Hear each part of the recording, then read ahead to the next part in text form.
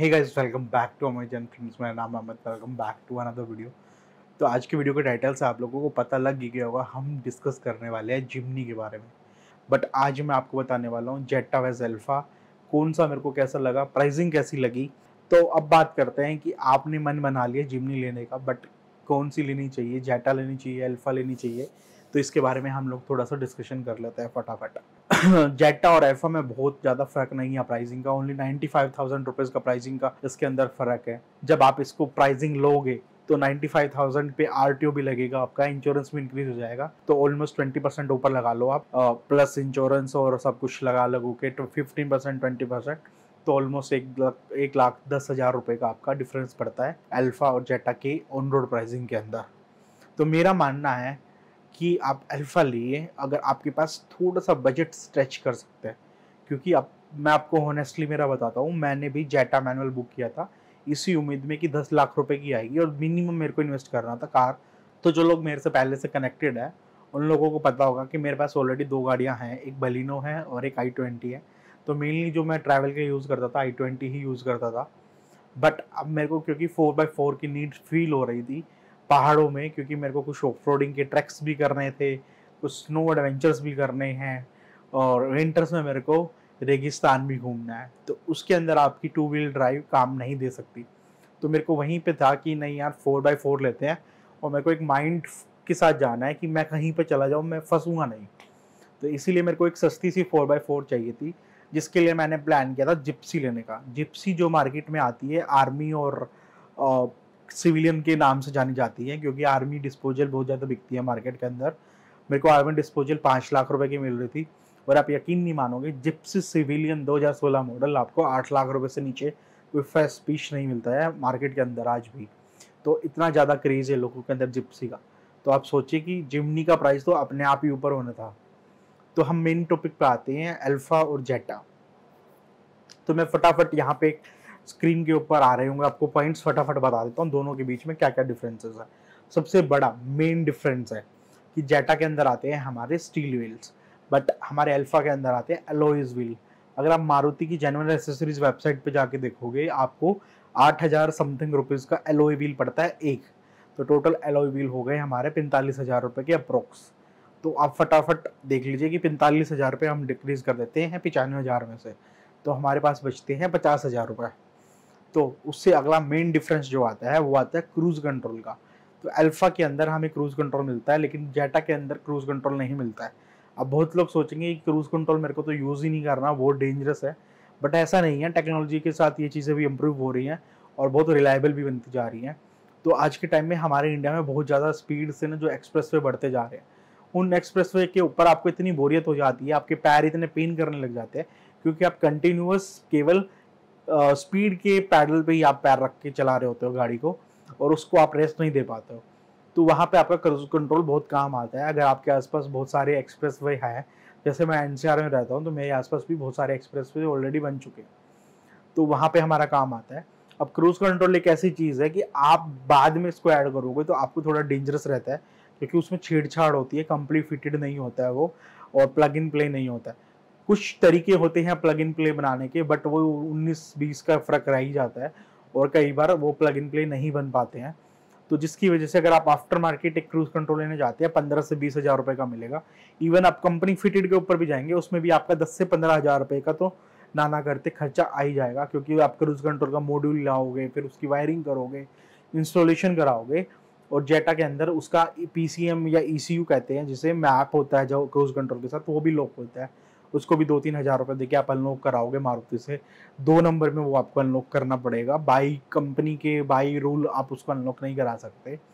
तो अप्रोक्स नाना करते 15-20 हज़ार रुपये का आपका उसमें भी चला जाएगा। तो आप ये लगा लीजिए हमारे पास बचते हैं केवल 35,000 रुपये। मैं डिफरेंसेस को डिक्रीज करता जा रहा हूँ। तो अब अगला आता है हमारे पास जो मेन डिफरेंस है, वो है टिंटेड ग्लास।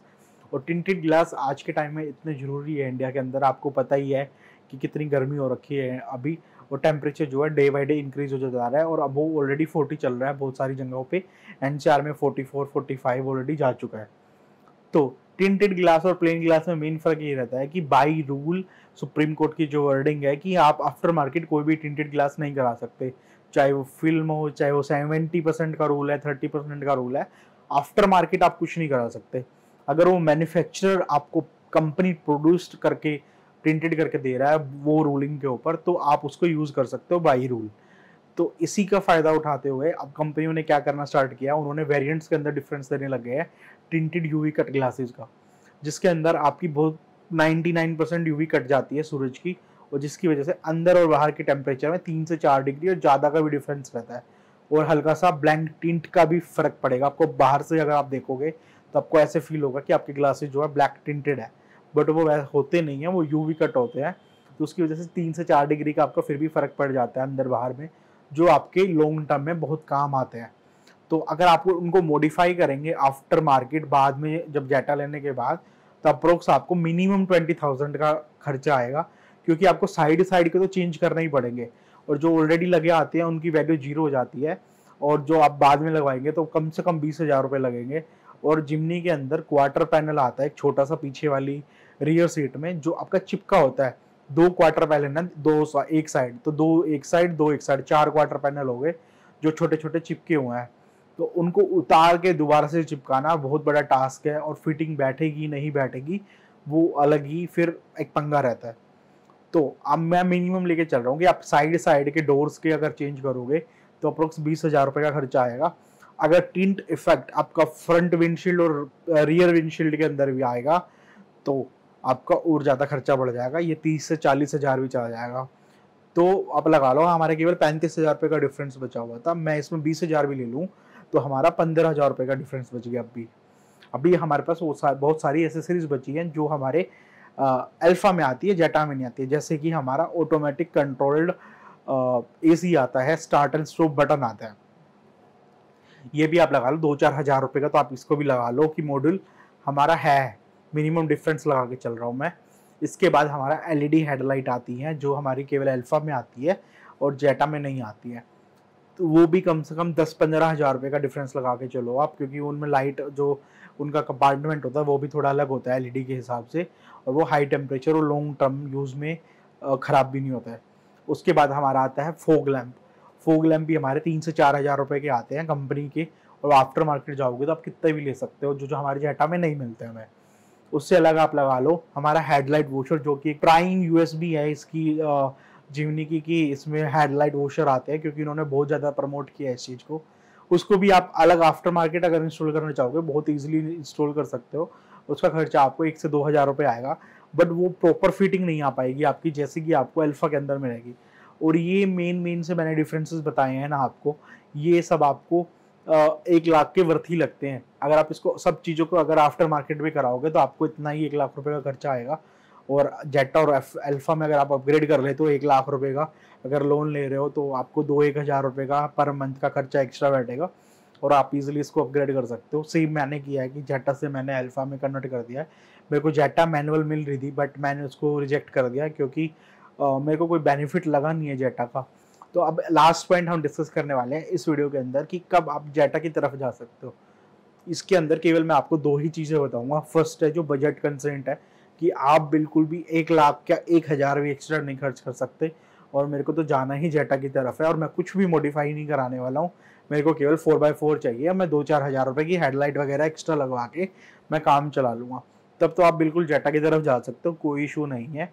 और आपको एक पर्पसफुल गाड़ी है, 4x4 है, वो आपका पर्पस बिल्कुल फुलफिल करेगी। सेकंड पॉइंट इसी में ऐड कर सकते हैं कि आपके पास अभी पैसा नहीं है, लेकिन आप सोच रहे हो कि मैं फ्यूचर में जाके मे बी मेरे पास थोड़े बहुत पैसे हो जाएंगे, तब वो अगेन उसी में है कि अगर आप लोन स्ट्रेच कर सकते हो तो कर लो, नहीं तो ये है कि वो जेटा ले लो, बाद में धीरे धीरे कुछ चीजें हैं जो मॉडिफाई करते रहना विद द टाइम, जैसा आपको फील हो। और मेरा लास्ट इस पे ये है कि जेटा कौन लेना चाहेगा या क्यों लेना चाहेगा, जिसका मेन काम यही है कि उसको लॉन्ग ट्रेवल करना ही नहीं है, उसको बस मजे के लिए 4x4 चाहिए, और आसपास के टिल्लों पे जो मिट्टी के टिल्ले होते हैं उन पे कुदानी है और मस्त ऑफ रोडिंग करनी है। बस उसको ज़्यादा लंबा कोई ट्रैवल नहीं करना, ना ही उसको कुछ घूमना है।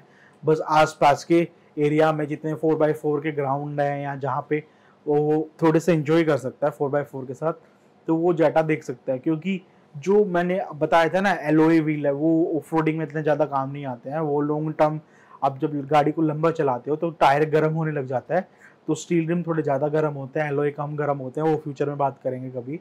तो उस चीज़ के लिए आते हैं। सेम क्रूज़ कंट्रोल है, सेम आपका टिंटेड ग्लास है कि आपको जब लंबी गाड़ी चलानी पड़ती है, हीट पड़ रही होती है, तो आपको तब भी ये सारी चीज़ें काम आएंगी। लेकिन अगर आपको आसपास ही बस 4x4 घुमानी है गाड़ी, या मिट्टी के टिल्लों से कुदानी है, या ऑफ रोडिंग करनी है और ये सब करना है, तो आपको कोई नीड ही नहीं है अल्फा की। आप जेटा में बिंदास जा सकते हैं और अपने सपने पूरे कर सकते हो। तो होप सो आपको वीडियो पसंद आई होगी। अगर वीडियो पसंद आई होगी तो लाइक कर देना। इस सीरीज में मैं बहुत सारी वीडियोस आने वाली है और जल्दी मैं टेस्ट राइड भी लेने वाला हूँ गाड़ी की, और हमारी गाड़ी भी जल्दी आएगी। आप लोगों को मैंने ऑलरेडी बता दिया कि मैंने अल्फा के अंदर कन्वर्ट करी है, लेकिन कौन सा कलर है वो सब है, मैं जब गाड़ी मिल जाएगी तभी मैं बताऊंगा, क्योंकि अभी बहुत सारा कन्फ्यूजन चल रहा है।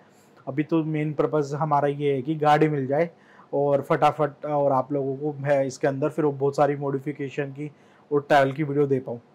और अगर आपको चैनल सब्सक्राइब नहीं किया है तो अभी तक प्लीज़ सब्सक्राइब कर लो। बहुत सारी वीडियोस मेरी ऑलरेडी ट्रैवलिंग की है, बीच में काफ़ी गैप हो गया था जिमनी की वजह से, क्योंकि मेरे को लगा था कि जिमनी जो है अप्रैल के एंड तक आ जाएगी और मैं फिर डायरेक्ट जिमनी के ऊपर ही ट्रैवल करूँगा। लेकिन कोई ना, अब लगातार आप लोगों को जिमनी के ऊपर और बाइक के ऊपर, कैंपिंग के ऊपर बहुत सारी वीडियो मिलेंगी। अगर आप लोगों ने अभी तक चैनल को सब्सक्राइब नहीं किया तो प्लीज़ सब्सक्राइब कर लेना। मिलूंगा नेक्स्ट वीडियो में, तब तक के लिए bye bye, take care, ride safe.